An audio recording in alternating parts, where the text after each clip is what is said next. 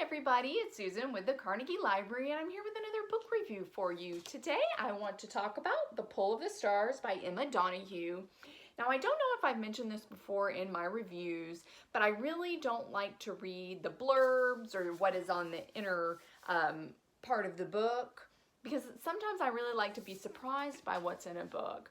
So sometimes I just see an author that I really like their work, and so I'm like, okay, I'm gonna read this. I don't know what it's about.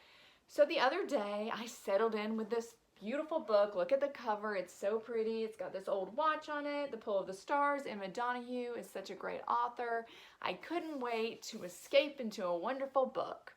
And I found out as I started reading it that this book is about the 1918 flu epidemic. So not much of an escape. So I sat there for a minute after I discovered it. I'm like, do I really want to read this? And I'm like, well, you know, it would be interesting to read this. I flipped back to the author's note to see when she started writing this, because I knew it had come out a little bit earlier this year. So I'm like, there's no way she knew what was going to happen. And sure enough, she had completed it before COVID-19 even started. So that was a little like, ooh, a little spooky. But I was like, I'm going to give it a chance. I'm going to read it. And I really love this book.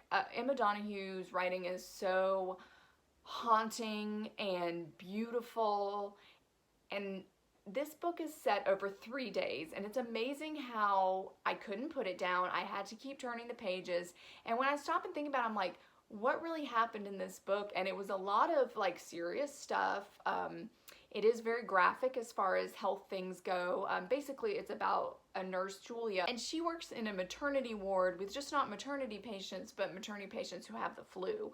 So they go into a lot of detail about different deliveries and caring for the patients. And normally I don't really like that kind of stuff. It's like, oh, but for some reason I was fine with it in this book, and I just didn't want to put it down for some reason. I read it in like a day and a half, and it was just fascinating to see all of the different surgical things they did back then, and the care they did, whereas now we'd be like, oh my gosh, no, that's like a terrible idea. But it was just really interesting, and just reading about her life. But I really liked how the author did it in like 3 days worth of time, because as I kept reading and the days were going on, I'm like, well, I'm getting through this book really quick, you know, where is this going?